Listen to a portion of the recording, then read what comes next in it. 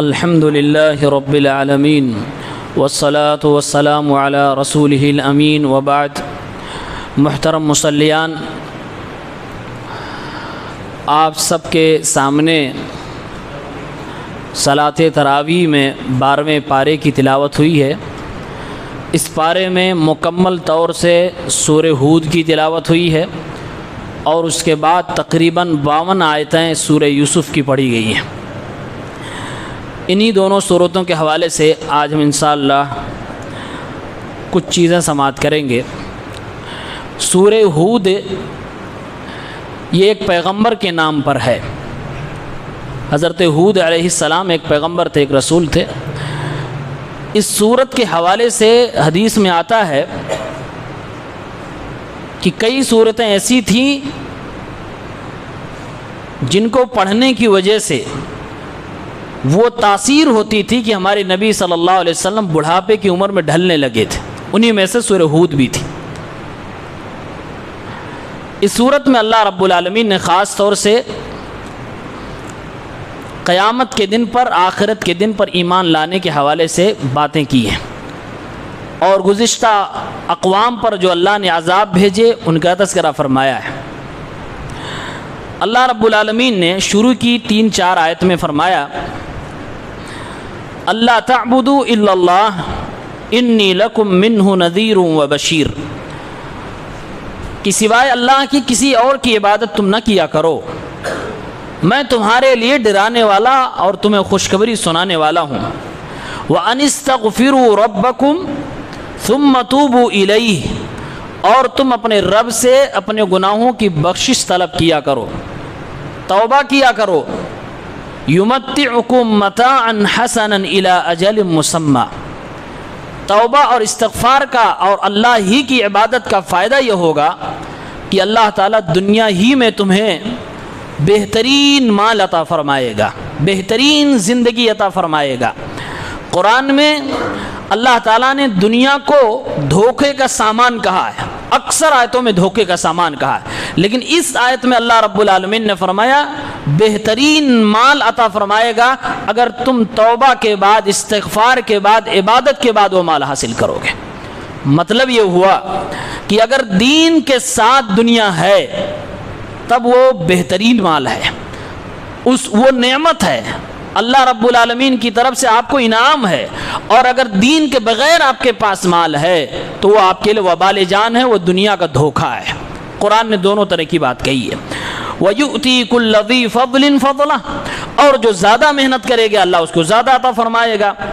وَإِن تَوَلَّوْا فَإِنِّي أَخَافُ عَلَيْكُمْ عَذَابَ يَوْمٍ كَبِيرٍ، اور اگر تم قرآن کی باتوں سے، میری باتوں سے منہ پھیر کر بھاگنا چاہتے ہو تو جاؤ، لیکن مجھے ڈر ہے ایک بڑے دن کے عذاب سے، یعنی قیامت کے دن تم سب عذاب میں ڈالے جاؤ گے، مجھے اس بات کا ڈر ہے۔ اور یہ بات یقینی ہے کہ تمہیں، ہمیں، ساری دنیا کو اللہ کے پاس پلٹ کے جانا ہے۔ الی اللہ مرجعکم وہو علی کل شیء قدیر، اللہ کی طرف سب کو پلٹ کے جانا ہے اور وہ اللہ ہر چیز پر قادر ہے۔ اس کے بعد اللہ رب العالمین نے مشرکین مکہ کا ذکر فرمایا اور کہا یہ لوگ بعث بعد الموت، مرنے کے بعد دوبارہ زندگی ہے اور دوبارہ حساب و کتاب ہوگا، اس چیز کو نہیں مانتے تھے۔ جب اللہ کے نبی سمجھاتے، قرآن کی آیتیں اترتی تو انکار کر دیتے، اور انکار کرتے بھی تھے، کوئی وجہ نہیں، کوئی ریزن نہیں، بس کہہ دیتے جادو ہے، جبکہ یہاں جادو کہنے کے کوئی مطلب نہیں، لیکن پھر بھی اس کو جادو کہہ کے بات کاٹ دیتے تھے، ختم کر دیتے۔ اللہ نے فرمایا وَلَئِن قُلْتَ إِنَّكُمْ مَبْعُوثُونَ مِن بَعْدِ الْمَوْتِ، اے نبی اگر آپ ان سے کہو گے کہ موت کے بعد تمہیں دوبارہ اٹھایا جائے گا، لَيَقُولَنَّ الَّذِينَ كَفَرُوا إِنْ هَذَا إِلَّا سِحْرٌ مُبِينٌ، تو یہ کافر لوگ کہیں گے یہ تو کھلا کھلا واضح میں جادو ہے جو تمہیں سنا رہے ہو۔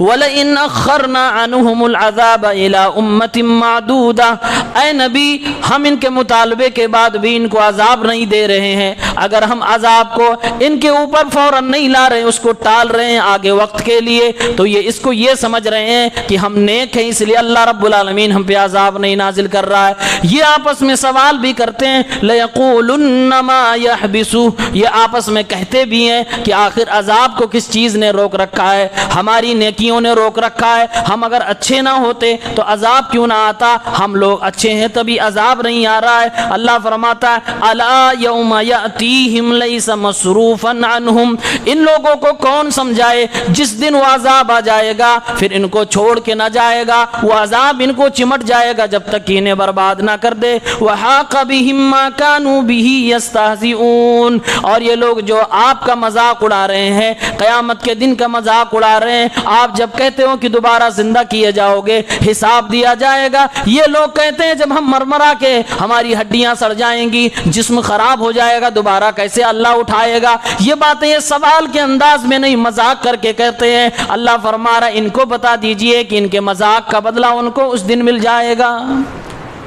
یہ لوگ قیامت کے دن کا بعث بعد الموت کا انکار کر رہے ہیں تو کہہ کہ یہ جادو ہے، یہ ان کی ہٹ درمی تھی۔ پھر اس کے بعد اللہ تعالیٰ نے فرمایا دنیا پرستوں کو صرف دنیا ملتی ہے اور وہ بھی اللہ دیتا ہے، لیکن آخرت میں ان کو سوائے آگ کے کچھ ملنے والا نہیں۔ دنیا پرست وہ ہے جو صرف دنیا کے پیچھے رہتا ہے، اس کو آخرت سے کوئی مطلب نہیں ہوتا، نیکی اور ثواب سے اسے کوئی سروکار نہیں ہوتا، اس کو دنیا پرست کہتے ہیں۔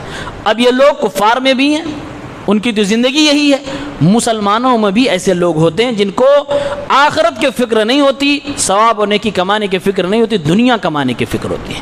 اللہ نے ایسے لوگوں کے بارے میں فرمایا من کان یرید الحیات الدنیا وزینتها نوفی الیہم اعمالہم فیہا، جو دنیا کی زندگی کو اور دنیا کی رنگینیوں کو چاہتے ہیں ہم انہیں وہی عطا فرما دیتے ہیں، وہم فیہا لا یبخسون، اور اس دنیا دار کو ہم اتنا نوازنے لگتے ہیں کہ کبھی بھی اسے کمی نہیں ہوتی ہے، ہم اسے لگاتار دیتے چلے جاتے ہیں۔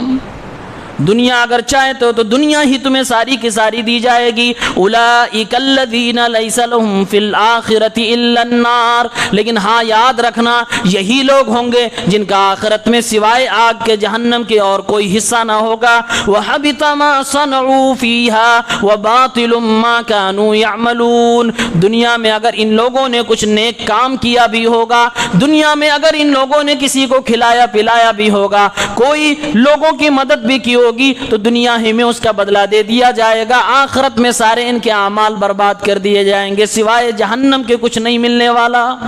تو دنیا پرست کا اگر کچھ نیکی ہے بھی، اسی لیے سوال ہوتا کہ کفار میں بھی بہت سارے لوگ ہوتے ہیں جو چیریٹی کا کام کرتے ہیں، لوگوں کی مدد کرتے ہیں، ہاسپٹل میں غریبوں کی، تو ان کو کیا ملے گا؟ تو ان کو دنیا میں جو ملنا ہے ملے گا، آخرت میں کچھ نہیں ملنے والا ہے۔ اور ہمارے اور آپ کے لیے تو آخرت ہی سب کچھ ہے۔ اگر وہاں ہم بچ گئے، دنیا میں پریشانی آئے تو کوئی مسئلہ نہیں ہے، لیکن اگر یہاں نعمتیں مل جائے وہاں چھن جائے تو ہماری زندگی کا مقصد ہی ختم ہو جاتا ہے۔ پھر اس کے بعد اللہ تعالیٰ نے سورہ ہود کے اندر ان قوموں کا ذکر فرمایا ہے جن قوموں پہ اپنا عذاب بھیجا تھا، اور تفصیل سے اللہ نے ذکر کیا ہے، تقریباً 7-8 قوموں کا ذکر کیا ہے۔ میں پورا واقعہ تو نہیں بیان کر سکتا، لیکن ضرور یہ بیان کروں گا کہ ان بدبختوں نے نبی کو، اللہ کے پیغمبر کو جواب کتنی ڈھٹائی سے دیا تھا۔ اللہ رب العالمین نے پہلے نوح علیہ السلام کے قوم کا تذکرہ فرمایا کہ نوح علیہ السلام نے ان کو دعوت دی اسلام کی، 950 سال تک ان کو بلاتے رہے اللہ کی طرف۔ یہ لوگ بجائے یہ کہ مانے، حضرت نوح علیہ السلام پر الزام لگانے لگے یہ جھوٹا ہے، مکار ہے، یہ خود کو اللہ کا نبی کہتا ہے، ساری باتیں گڑھ کے بنا کے ادھر ادھر سے لاتا ہے۔ نوح علیہ السلام کہتے ہیں کہ اللہ کی عبادت کی طرف آ جاؤ، یہ پلٹ کے جواب کیا دے رہے ہیں کہ نوح تم ہم سے بحث کر رہے ہو، تم ہم سے لڑ رہے ہو، تم لڑاکو قوم ہو، تم تو جھگڑا کرنے آئے ہو، ہم یہ سب نہیں چاہتے۔ قالوا یا نوح قد جادلتنا فاکثرت جدالنا فاتنا بما تعدنا ان كنت من الصادقین، اے نوح تو نے بہت جھگڑے کر لیے، تو نے بحث بہت کر لی، اب ہم بحث نہیں کرنا چاہتے، اگر تو سچا ہے تو سچ میں وہ عذاب لے آ جس عذاب سے ہمیں ڈرا رہا ہے۔ मुफस्सिरीन ने लिखा है अगर ये नेक लोग होते, अच्छे लोग होते तो इनका जवाब ये होता कि अगर तू सच्चा तो दुआ कर दे कि हम भी हिदायत वाले हो जाएं, हमें तुम्हारी बात समझ में आ जाए, हमारा सीना खुल जाए। लेकिन बदबख्ती इनके दिमाग में कूट कूट कर भर चुकी थी। ये सवाल क्या कर रहे हैं, अगर तू सच्चा है तो ला वो अजाब जिसका तू वादा कर रहा है। अल्लाह रब्बुल आलमीन ने फरमाया, हजरत नूह अलैहिस्सलाम कहते हैं क़ाल इन्नमा यातीकुम बिहिल्लाहु इंशा वमा अंतुम बिमुअजिज़ीन। ओ अल्लाह के बंदो, ओ भूले भटके इंसानों गुमराहों, मेरे बस की बात नहीं कि मैं अजाब लेकर आ जाऊं। अजाब तो अल्लाह रब्बुल आलमीन ही लाता है, और जब ले आएगा तो तुम उसे रोक ना पाओगे, अल्लाह रब्बुल आलमीन को तुम हरा नहीं पाओगे। वला यंफउकुम नुस्ही इन अरदतु अन अंसह लकुम इन कान अल्लाहु युरीदु अन युग़वियकुम। कहा कि अगर मैं तुमको नसीहत भी करना चाहूँ, मैं तुम्हारी खैरखाई चाहूँ, और अल्लाह ताला तुम्हें गुमराह ही करना चाहता है, तो मेरी नसीहत कोई तुम्हें फ़ायदा नहीं देगी। एक दिन, 2 दिन, 950 साल की नसीहत कोई फ़ायदा नहीं देगी, क्योंकि तुम्हारी तकदीर में गुमराही लिखी हुई है और तुम लोग उसी रास्ते पे चल भी रहे हो। हुवा रब्बुकुम व इलैहि तुरजऊन। याद रखो, जिस अल्लाह की तरफ तुम्हें बुला रहा हूँ वही तुम्हारा हकीकत में रब है, उसी की तरफ तुम्हें पलट के जाना है। इन लोगों ने मुतालबा अजाब का कर लिया। नूह अलैहिस्सलाम अल्लाह रब्बुल आलमीन से दुआ करते हैं, ऐ अल्लाह दिन और रात बुलाया लेकिन ये मान नहीं रही है कौम, मेरी बातों को सुन नहीं रही है, कान पे अपने हाथ रख ले रही है। अल्लाह रब्बुल आलमीन ने इस कौम पे अपना अजाब डाल दिया। पानी का अजाब, सैलाब का अजाब आया था। लेकिन हज़रत नूह अलैहिस्सलाम अपने बेटे की मोहब्बत में अल्लाह से दुआ करने लगे। पहले तो अपने बेटे को समझाने लगे कि इन काफिरों का साथ न दे, मेरे साथ आ जा। फरमाया अल्लाह ताला ने बाप बेटे की गुफ्तगू को, उधर अल्लाह का अजाब आने वाला है, पैगंबर को पता है, बेटे को नहीं पता है, वो अपनी दुनिया में मस्त है। बाप अपने बेटे की आक़िबत, उसकी आखिरत के लिए फ़िक्र में है। और मुफस्सिरीन ने लिखा हज़रत नूह का ये चौथा बेटा था जिसका लक़ब कनान था। हज़रत नूह कहते हैं वनादा नूहिन इब्नहु व कान फी माज़िन या बुनय्या अरकम मअना वला तकुम मअल काफ़िरीन। नूह अलैहिस्सलाम का बेटा किनारे पे खड़ा है, अल्लाह रब्बुल आलमीन का अजाब आने लगा है, पानी ज़मीन से आसमान से दोनों तरफ से निकलने लगा। नूह अलैहिस्सलाम ने कहा, ऐ मेरे बेटे आ जा, मेरी कश्ती में सवार हो जा, काफिरों का साथ न दे, काफिरों के साथ न जा। क़ाल सआवी इला जबलिन यअसिमुनी मिनल मा। कहा मैं ये पहाड़ जो दिख रहा है, पहाड़ की चोटी पे चढ़ जाऊंगा, ये पहाड़ मुझे तुम्हारे पानी से बचा लेगा। ये पहाड़ कहीं ये पानी कहीं पहाड़ों पे तो नहीं चढ़ सकता है। ये उसकी जवानी थी, ये उसकी मस्तानी थी, ये उसकी बेवकूफ़ी थी, बाप की नसीहत को ना समझने का आलम था। अल्लाह के नबी हज़रत नूह अलैहिस्सलाम फरमाते हैं, ऐ मेरे बेटे ला आसिमल यौम मिन अम्रिल्लाहि इल्ला मन रहीम। आज अल्लाह ताला अगर किसी पर रहम फरमाएगा तो वही बचेगा। आज अल्लाह के इस अजाब से कोई बचने वाला नहीं है। वहाल बैनहुमल मौज फकान मिनल मुग़रक़ीन। बाप अपने बेटे को समझा रहा है। इसी दौरान तूफान का, सैलाब का एक थपेड़ा आया और नूह के बेटे को पानी में लेकर चला गया, वह डूब गया। बाप के सामने बेटा डूबता रहा। नूह अलैहिस्सलाम तड़प गए। अल्लाह ताला ने वादा किया था, नूह तुझे और तेरे कौम को, तुझे मानने वालों को, तेरे अहलो अयाल को बचाऊंगा। नूह अलैहिस्सलाम ने समझा कि अल्लाह ने वादा किया था कि बचाएगा, ये तो मेरा बेटा है, डूब रहा है, इसको क्यों नहीं बचाया। तुरंत अल्लाह से सवाल कर रहे हैं। आप वो मंजर अपने सामने रख सकते हैं, अजाब है, सैलाब है, मंजर बड़ा खतरनाक है। नबी अपने बेटे के लिए परेशान है और बेटा डूब चुका है। अल्लाह ने फरमाया वनादा नूह अलैहिस्सलाम ने अपने रब को पुकारा, रब्बी इन्नबनी मिन अहली। ऐ अल्लाह ये मेरा बेटा तो मेरे अहलो अयाल में से, मेरे ख़ानदान का था जो डूब गया। व इन्ना वादकल हक़, और तेरा वादा तो बड़ा सच्चा है। व अंत अहकमुल हाकिमीन, और तो इंसाफ करने वाला बादशाह है। अल्लाह रब्बुल आलमीन ने फरमाया या नूह इन्नहु लैसा मिन अहलिक, ये तेरा बेटा तेरे ख़ानदान का नहीं। इन्नहु अमलुन गैरु सालिह, इसकी रविश دیکھو اس کے کرتوت دیکھو نیک نہیں تھے، یعنی جو ایمان لایا ہے وہی حقیقت میں تیرا خاندان ہے، گرچہ یہ تیرا خونی رشتہ دار تیرا بیٹا تو تھا لیکن ایمان والا نہ ہونے کی وجہ سے تیرے زمرے سے تیرے گروہ سے نکل چکا تھا، اس لیے میرا وعدہ اس کو بچانے کا نہیں تھا، بلکہ اللہ نے ڈانٹنا بھی شروع کر دیا۔ فلا تسألنی ما لیس لک بہ علم انی اعظک ان تکون من الجاہلین۔ اے نوح علیہ السلام، جس چیز کے بارے میں تمہیں پتہ نہیں وہ دوبارہ سوال نہ کرنا، اور میں تمہیں نصیحت کرتا ہوں ورنہ تمہیں میں دوبارہ جاہل بنا دوں گا، نبوت کا تاج بھی تم سے چھین سکتا ہوں۔ اللہ رب العالمین نے نوح علیہ السلام کو ڈانٹنا شروع کر دیا۔ ترنت نوح علیہ السلام معافی مانگنے لگے، کہنے لگے قال ربی انی اعوذ بک ان اسألک ما لیس لی بہ علم۔ اے اللہ میں تیری پناہ چاہتا ہوں، اے اللہ مجھ سے غلطی ہو گئی، میں نے اس چیز کا سوال کر لیا جس کا مجھے علم نہیں تھا۔ وَإِلَّا تَغْفِرْ لِي وَتَرْحَمْنِي أَكُن مِّنَ الْخَاسِرِينَ۔ اگر تو معاف نہ کرے گا، رحم نہ فرمائے گا تو میں بھی خسارہ اٹھانے والوں میں سے ہو جاؤں گا۔ اس عذاب کے ماحول میں کشتی کا جو سردار تھا وہ معافی مانگنے لگا۔ یہ نوح علیہ السلام کی قوم تھی۔ اس کے بعد اللہ تعالیٰ نے قوم ہود کا تذکرہ فرمایا، قوم عاد۔ یہ قوم عاد دنیا کی وہ قوم تھی جو بڑی طاقتور تھی۔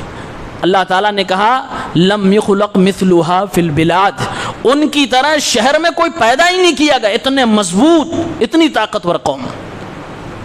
کچھ دن گزرنے کے بعد یہ بھی برباد ہو جاتی ہے۔ ہود علیہ السلام نے ان کو سمجھانا شروع کیا۔ یہود علیہ السلام سے اوٹ پٹانگ سوال کرنے لگے اور کہنے لگے کیا تمہارے کہنے کی وجہ سے ہم اپنے معبودوں کو چھوڑ دیں گے؟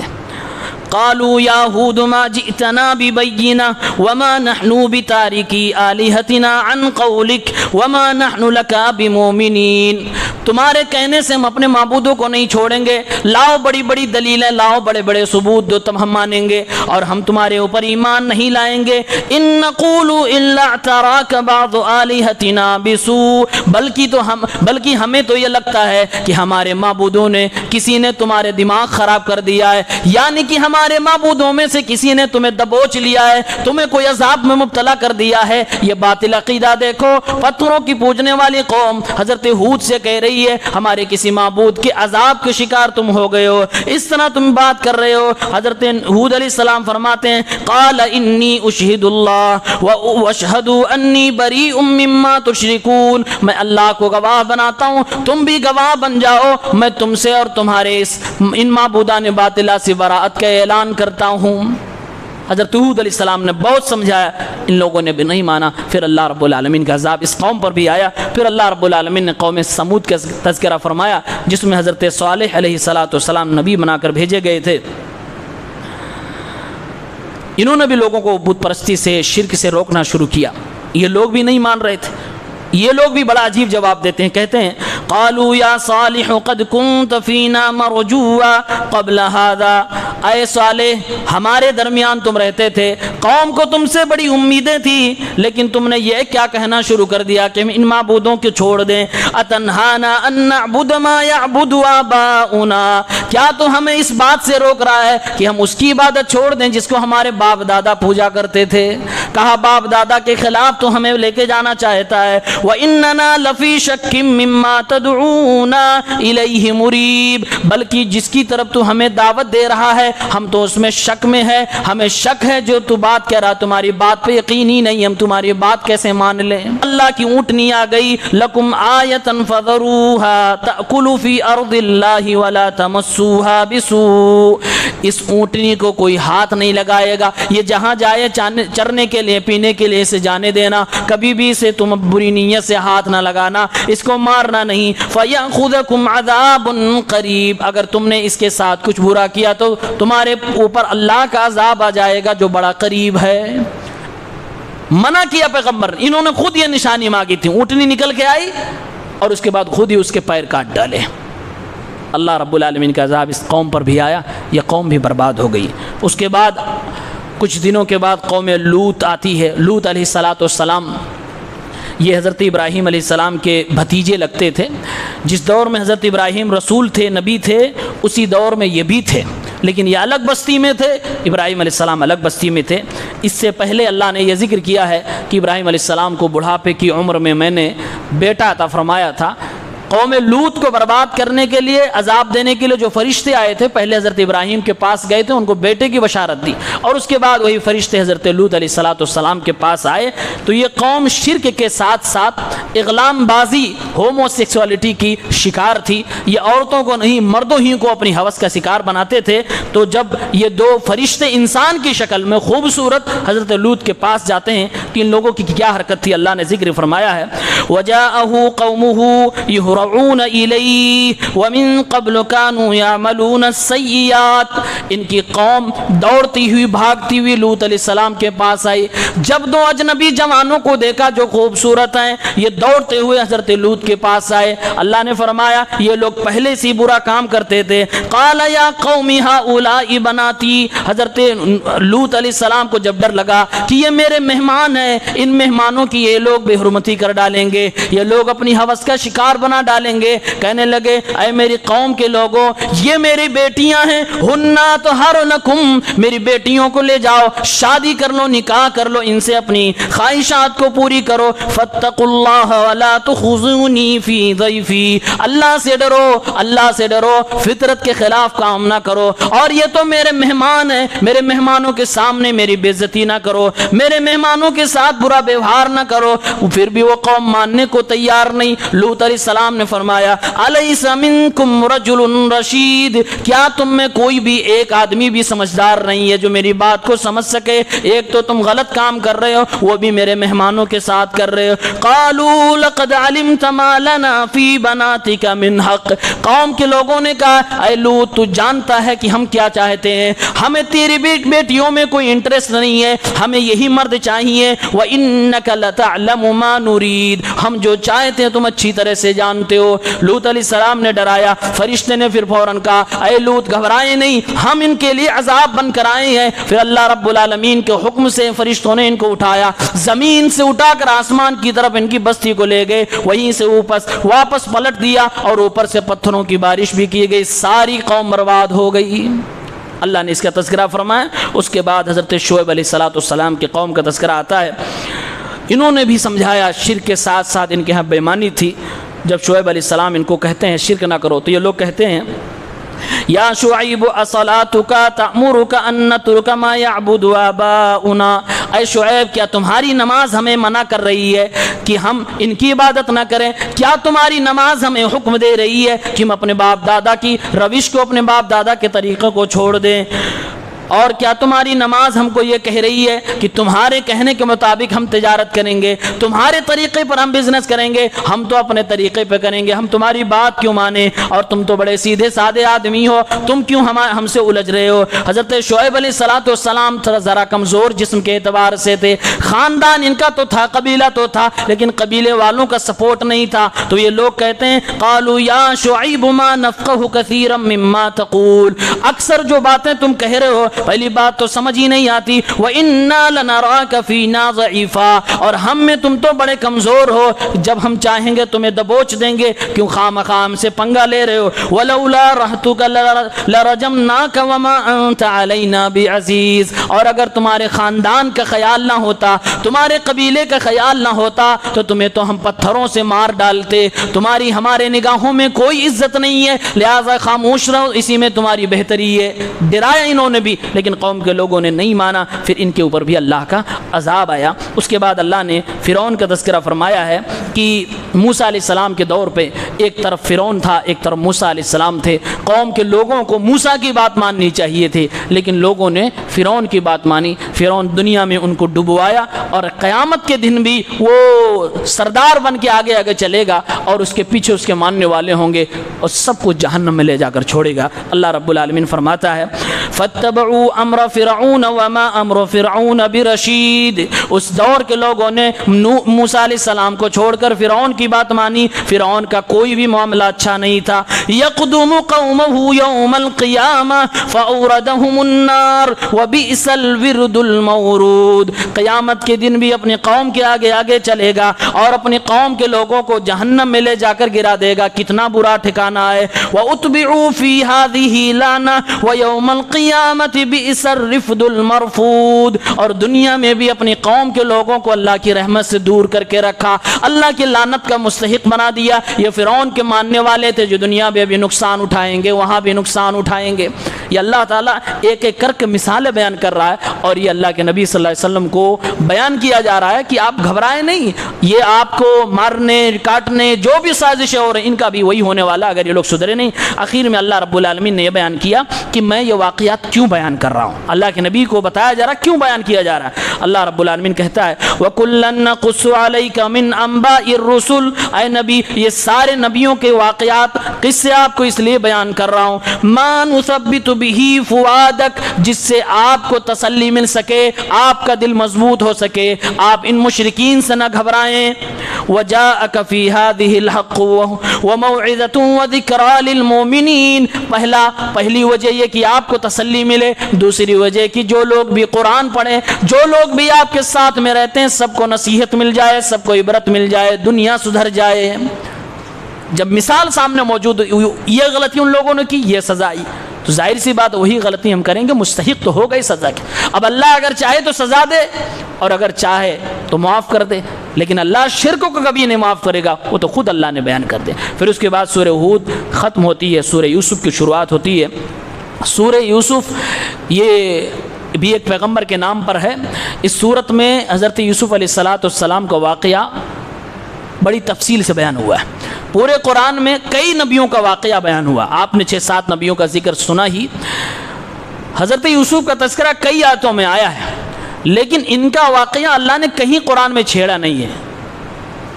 اسی سورہ یوسف میں چھیڑا تو پوری تفصیل سے بیان کیا ہے. اور اللہ نے کہا یوسف علیہ السلام کا قصہ دا بیسٹ اسٹوری, قرآن کی سب سے بہترین کہانی, سب سے بہترین قصہ, احسن القصص اللہ رب العالمین نے ان کو کہا ہے.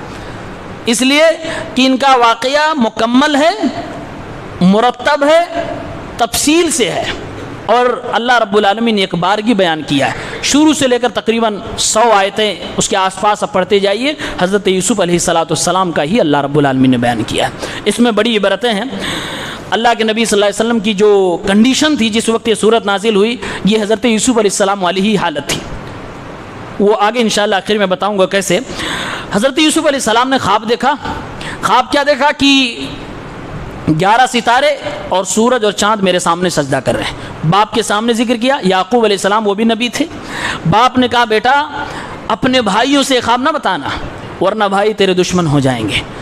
پتہ یہ چلا کہ اگر باپ کوئی نصیحت کرے, سمجھ میں آئے یا نہ آئے, باپ کی بات کو دھیان سے سننا چاہیے.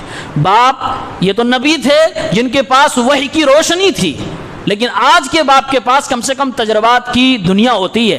ان تجربات سے اگر آپ کو کوئی نصیحت کرے بیٹا یہ کام نہ کرنا ورنہ تمہارا یہ دشمن پیدا ہو جائیں گے, تمہارا گھاٹا ہو جائے گا, تو اس پہ ایک بار ضرور سوچنا چاہیے. اللہ نے فرمایا, حضرت یعقوب فرماتے ہیں یا بنی لا تقصص رؤیاک علی اخوتک فیکیدوا لک کیدا, اپنے بھائیوں کو خواب نہ بتانا ورنہ یہ تمہارے دشمن ہو جائیں گے. بھائیوں نے مل کر سازش کرنا شروع کر دیا کہ باپ یوسف کو اور بنیامین کو صرف زیادہ محبت کرتے ہیں, جبکہ ایک پیغمبر تھے وہ اولاد کے درمیان وہ فرق نہ کرتے, نہ انصافی نہ کرتے, لیکن دل کی محبت کسی اور کے ساتھ جڑ جائے اس پر اللہ گرفت نہیں کرتا. حقوق کی ادائیگی برابر ہونی چاہیے. یوسف علیہ السلام کو یعقوب علیہ السلام زیادہ پیار کرتے تھے اور ان کے بھائی بنیامین کو زیادہ پیار کرتے تھے, کیونکہ دونوں الگ ماں سے تھے, الگ بیوی سے تھے. اب بھائیوں نے سازش کرنا شروع کر دیا. کسی نے کہا قتل کر ڈالو, ایک بھائی کہتا نہیں قتل نہ کرو بلکہ یوسف کو کسی کنویں میں لے جا کر گہرائی میں ڈال دو تاکہ کچھ لوگ قافلے کے لوگ مسافر لوگ آئیں گے اٹھائیں گے, کم سے کم زندہ تو رہے گا, معاملہ ختم ہو جائے گا, باپ کی نگاہوں سے دور ہو جائے گا, ہم لوگوں کو باپ کی محبت ملنے لگے گی. یہ چال چلی گئی اور اس کے بعد یعقوب علیہ السلام کے سامنے کہا گیا اے ابا جان آپ ہم پہ بھروسہ کیوں نہیں کرتے, یوسف کو ہمارے ساتھ بھیج دیجیے, ہم کھیلیں گے کودیں گے ساتھ میں. یعقوب علیہ السلام کو خطرہ تھا, انہوں نے خود کہا مجھے ڈر لگ رہا کہیں سے بھیڑیا نہ کھا جائے. بھائیوں نے کہا ہم 11 ہیں, اتنے جوان ہیں, ہماری موجودگی میں بھیڑیا کھا جائے پھر ہماری جوانی کا کیا. بھروسہ دلایا, چال تو پہلے ہی چل چکے تھے. حضرت یعقوب علیہ السلام نے بھیج دیا, لے کر گئے, ان کو کنویں میں ڈال دیا. شام ہوئی عشاء کے وقت اپنے گھر روتے ہوئے مکاری کرتے ہوئے سب پہنچ گئے. وجاءوا اباهم عشاء يبكون, عشاء کے وقت سب روتے ہوئے آئے. یا ابانا انا ذهبنا نستبق وتركنا يوسف عند متاعنا فاكله الذئب, اے ابا جان ہم یوسف کو اپنے ساتھ لے گئے اور ہم سب لوگ کھیلنے کودنے لگے, یوسف کو ہم نے سامان کے پاس روک دیا, کوئی بھیڑیا آیا اور یوسف کو کھا کر لے کر چلا گیا. وما انت بمؤمن لنا ولو كنا صادقین, ہم اگر سچ بھی بولیں گے تو آپ ہم پہ بھروسہ نہ کریں گے. اور سچ میں یہ لوگ مکار تھے, لیکن منہ سے خود کہہ رہے سچ بولیں گے تب بھی آپ یقین نہیں کریں گے. ایسا آدمی کب بولتا ہے؟ جب جھوٹ ہوتا ہے لیکن سامنے والوں کو یقین دلانا چاہتا ہے. یعقوب علیہ السلام نے کہا اللہ کی ذات پہ بھروسہ ہے, اب میں صبر کے علاوہ کیا کر سکتا ہوں. کچھ قافلے کے لوگ آئے, پانی کی ضرورت پڑی, کنویں میں سامان ڈالا, یوسف علیہ السلام باہر آ گئے. جس نے پایا اس نے کیا کہا؟ قال یا بشرا ھذا غلام, ہائے کتنی بڑی خوشخبری کی بات ہے, یہ دیکھو اتنا چھوٹا سا بچہ ملا ہے. وَأَسَرُّوهُ بِضَاعَةً, سامان جیسے چھپایا جاتا ہے ان کو چھپا لیا گیا. وَاللَّهُ عَلِيمٌ بِمَا يَعْمَلُونَ, اللہ سب کچھ جان رہا تھا. وَشَرَوْهُ بِثَمَنٍ بَخْسٍ دَرَاهِمَ مَعْدُودَةٍ, چند درہم کے سکوں کے بدلے یوسف علیہ السلام کو بیچ ڈالا ان لوگوں نے. خریدنے والا مصر کا تھا, خرید کر لے کر چلا گیا. اب یوسف علیہ السلام کنویں سے نکل کر مصر میں پہنچ گئے. مصر کے محل میں پہنچتے ہیں تو محل جو خرید کر لایا تھا وہ کہہ رہا ہے قال الذي اشتراه من مصر لامراته اكرمي مثواه عسى ان ينفعنا او نتخذه ولدا, کہنے لگا اپنی بیوی سے اس بچے کو احترام سے رکھنا, عزت سے رکھنا, ہو سکتا ہمارے کوئی کام آ جائے, فائدہ ہمیں مل جائے, یا کم از کم اسے ہم اپنا بیٹا ہی بنا لیں گے. اپنی بیوی سے کہا اس کا خاص خیال رکھنا. خرید کے لائے ہوں, بڑا خوبصورت ہے, اور اتنے خوبصورت ہے یوسف علیہ السلام کہ اللہ کے نبی فرماتے ہیں, صحیح مسلم کی حدیث ہے کہ دنیا کی آدھی خوبصورتی یوسف علیہ السلام کو اکیلے دے دی گئی تھی, اتنے خوبصورت. اس کے بعد اسی عورت جس کے شوہر نے کہا تھا احترام کرنا, جب یہ بڑے ہو گئے اسی عورت نے دعوت گناہ دیا, اور وہ دعوت گناہ دیا تو اللہ نے اس کو بھی بیان کیا.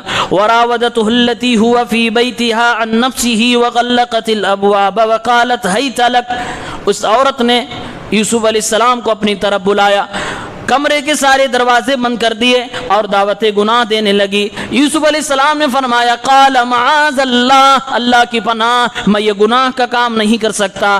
انہ ربی احسن مثوا, میرے رب نے مجھے سنبھالا ہے, مجھے عزت نوازی ہے. انہ لا یفلح الظالمون, جو اس رب کے ساتھ بغاوت کرے گا, ناشکری کرے گا, وہ کبھی بھی کامیاب نہیں ہو سکتا, وہ ظالم ٹھہرے گا. اب اس عورت نے جب بات نہ بن پائی, یوسف علیہ السلام بھاگنے لگے, پیچھے سے کپڑا پھٹ گیا, دروازہ کھلتا ہے, سامنے وہ مالک بھی کھڑا ہوا تھا, اس کا شوہر موجود تھا. سامنے جیسے اپنے شوہر کو دیکھتی ہے, عورت نے پیترا بدل دیا اور فوراً کہنے لگی آپ کی بیوی کے ساتھ اگر کوئی آدمی بری نیت سے ہاتھ لگائے تو کیا آپ اپنی بیوی کی عزت کے لیے اس آدمی کو دردناک عذاب دیں گے یا جیل میں ڈال دیں گے؟ فوراً پیترا بدل دیا. یوسف علیہ السلام گھبرا گئے, کہا اس نے خود میرے اوپر ہاتھ ڈالا, میری کوئی غلطی نہیں ہے. اب وہ کیسے مان جائے, اور اگر اس کو یقین بھی ہو تو ثابت کیسے کرے کہ سامنے والی ملکہ ہے, بیوی ہے. ایک چھوٹا سا بچہ لایا گیا, اس نے گواہی دی. اللہ نے فرمایا وَشَهِدَ شَاهِدٌ مِّنْ أَهْلِهَا إِنْ كَانَ قَمِيصُهُ قُدَّ مِنْ قُبُلٍ فَصَدَقَتْ وَهُوَ مِنَ الْكَاذِبِينَ وَإِنْ كَانَ قَمِيصُهُ قُدَّ مِنْ دُبُرٍ فَكَذَبَتْ وَهُوَ مِنَ الصَّادِقِينَ. چھوٹے سے بچے نے کہا ان کے کرتے کو چیک کیا جائے, کپڑا چیک کیا جائے, اگر ان کا کپڑا آگے سے پھٹا ہے تو گویا کہ یہی غلط ہے, اور اگر پیچھے سے پھٹا ہے تو عورت غلط ہے. کرتا ان کا پیچھے سے پھٹا تھا, ایک ثبوت اس آدمی کو مل گیا کہ بیوی میری غلط ہے, یوسف اس سے پاک ہے. لیکن کاروائی تو کاروائی, بیوی کی سننی پڑی, خواتین کی سننی پڑی, یہ عورتوں میں بدنام ہو گئی, عورتوں نے اسے لعنت کرنے لگی, عورتیں اسے برا بھلا کہنے لگی. اب یہ باقی عورتوں کو بھی سبق سکھانے کے لیے تیار کرتی ہے کہ سب کے سب آؤ, ہم یہ نوجوان کو دکھائیں گے, اگر تمہارے دل میں بھی اس نوجوان کی محبت نہ آ جائے تو کہنا میں نے جو اس کی طرف قدم بڑھایا ایسے نہیں بڑھایا, یہ بہت بڑے حسن کا مالک ہے, بہت خوبصورت ہے. ان عورتوں کو ہاتھ میں چھری دے کر بٹھا دیا. یوسف علیہ السلام کو وہاں سے نکالا. فلما رأینہ اکبرنہ وقطعن ایدیہن, جب ان عورتوں نے حضرت یوسف کو دیکھا, ان لوگوں نے بڑا تعجب کیا, زبان سے ان کے تعجب والے جملے نکلے اور ہوش کھو بیٹھی. انہوں نے اپنے اپنی انگلیوں کو کاٹ ڈالا, اپنے اپنے ہاتھ کاٹ ڈالے. وَقُلْنَا حَاشَا لِلَّهِ, اور ان کی زبان سے ماشاء اللہ جیسے الفاظ نکلے. بلکہ یہ بھی کہہ بیٹھی مَا هَذَا بَشَرًا إِنْ هَذَا إِلَّا مَلَكٌ کریم, انسان تو اتنے خوبصورت نہیں ہوتے, یہ تو کوئی عزت دار فرشتہ لگ رہا ہے, یہ تو کوئی حسن والا فرشتہ لگ رہا ہے. پھر جب عورتوں نے اپنی اپنی انگلیاں کاٹ لیں تو یہ کہنے لگی یہی وجہ تھی کہ میں اس کی طرف قدم بڑھائی, آج تم نے دیکھ لیا مجھے تم لوگ بڑی لعنت ملامت کرتی تھی. یہ اپنے کردار کی جسٹیفائی کر رہی تھی جبکہ یہ غلط خود تھی. اب یہ عورت کہنے لگی انہی عورتوں کے سامنے کہ اگر آج کے بعد بھی اس نے میری بات نہ مانی جو میں اس سے چاہ رہی ہوں تو میں اسے جیل میں ضرور ڈلوا دوں گی. یوسف علیہ السلام کے کان میں بات پہنچی کہ اگر میں نے اس کی بات نہ مانی تو جیل میں ڈلوائے گی. اللہ سے دعا کرنے لگے اللہ یہ گناہ کا کام نہیں کر سکتا, جیل مجھے پسند. دعا کی باقاعدہ کہ اللہ جیل میں ڈلوا. فرمایا قال رب السجن احب الی مما يدعوننی الی, اے میرے اللہ مجھے جیل زیادہ پسند ہے بنسبت اس گناہ کے جس کی طرف یہ بلا رہی ہے. اے اللہ میں جیل میں جانا چاہتا ہوں. والا تصرف عنی کیدہن, اے اللہ مجھے یا تو جیل میں ڈال دے یا ان کے چال ان کے مکر سے مجھے پاک کر دے. اسبو الیہن, کہیں میں ان کی طرف مائل نہ ہو جاؤں. واکم من الجاہلین, اور اس کی دعوت کو اس کے بات کو پوری کر کے میں جاہلوں میں سے نہ ہو جاؤں. اے اللہ یا تو جیل میں ڈلوا دے یا تو پھر اس عذاب سے اس فتنے سے مجھے نجات عطا فرما دے. اللہ نے جیل والی دعا قبول فرما لی اور ان کو اس سے نجات بھی دلا دی. حضرت یوسف علیہ السلام جیل میں گئے. جیل میں قیدی بھی ملاقات کرتے ہیں, وہاں بھی دعوت و تبلیغ کا کام کر رہے ہیں, وہاں بھی توحید کا درس باقاعدہ ایک شاندار توحید کا درس دیا. اب جیل کے اندر کی ایک کہانی ہے, دو لوگ تھے دوست بن گئے, انہوں نے اپنے اپنے خواب بتائے. یوسف علیہ السلام نے ان کے خواب کی تعبیر بتائی. اس میں سے ایک باہر نکلا تو اس سے حضرت یوسف نے کہا جانا تو اپنے بادشاہ سے میرا ذکر بھی کر دینا, بہت دنوں سے جیل میں پڑا ہوں, میرے بارے میں کہاں تک کیس پہنچا ہے. وہ گیا باہر, وہ بھی بھول گیا, شیطان نے اس کو بھی بھلوا دیا. یوسف علیہ السلام کافی دنوں تک جیل میں پڑے رہے.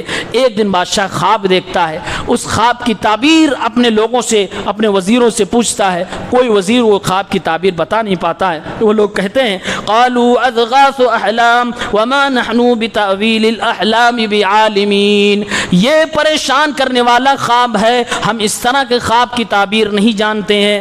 اب وہیں پر وہ جوان بیٹھا ہوا تو جیل سے نکل کے آیا تھا, یوسف علیہ السلام سے مل کے آیا تھا. اس نے کہا مجھے بھیجو, جیل میں ایک آدمی ہے جس کو بڑی شاندار خواب کی تعبیر آتی ہے اور وہ بتائے گا. یہ نوجوان جاتا ہے, خواب کی تعبیر پوچھتا ہے اور اس کے بعد آ کر بادشاہ کو بتایا جاتا ہے. بادشاہ کہتا ہے اگر جیل میں اتنا ہونہار اتنا علم والا کوئی شخص ہے تو اسے جیل میں نہیں رہنا چاہیے, اسے باہر نکالا جائے.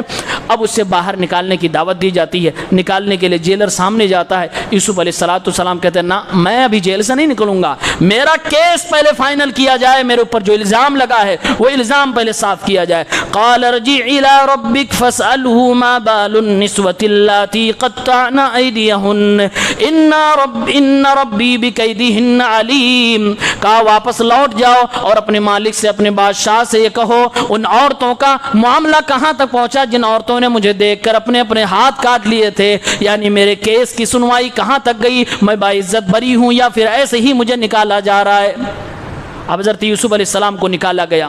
بادشاہ سارے محل کی عورتوں کو جو اس وقت اپنی اپنی انگلیاں ہاتھ کاٹ چکی تھیں سب کو اکٹھا کرتا ہے, اس عورت کو بھی اکٹھا کرتا ہے اور بادشاہ خود سب سے پوچھتا ہے ما خطبکن اذ راوتن یوسف عن نفسہ, تم لوگوں نے یوسف کے ساتھ جو چال چلا, یوسف کے اوپر جو تم نے اپنے دل پھینکے اس کا کیا معاملہ ہے. قلنا حاشا للہ, سب عورتوں نے کہا اللہ کی پناہ, ما علمنا علیہ من سوء, وہ تو بڑا نیک انسان ہے, ہم نے اس کے اندر کوئی بدنیتی نہیں دیکھی, کوئی برائی نہیں دیکھی ہے. قالت امرأۃ العزیز الآن حصحص الحق انا راودته عن نفسه وانه لمن الصالحین. اب وہ عورت جس نے یوسف علیہ السلام کو کمروں میں بند کر کے گناہ کی دعوت دی تھی, اب اس کے پاس کوئی بہانہ نہ بچا کیونکہ ساری محل کی عورتوں نے ان کی پاک دامنی کی گواہی دے دی. اب وہ عورت کہنے لگی الآن حصحص الحق, اب حق واضح ہو گیا, بات صاف ہو گئی ہے, تو میں بھی بتائے دیتی ہوں کہ میں نے ہی اس کی طرف قدم بڑھایا تھا, اس نے میری طرف قدم نہیں بڑھایا تھا. وَإِنَّهُ لَمِنَ الصَّالِحِينَ, یہ یوسف تو بڑا نیک انسان ہے, بڑا پرہیزگار ہے. اس کے بعد 12واں پارہ یہیں پر ختم ہوتا ہے. اس کے آگے کا واقعہ انشاءاللہ کل کے درس میں. اللہ تعالی ہم سب کو نیک سیرت بنائے. آمین یا رب العالمین.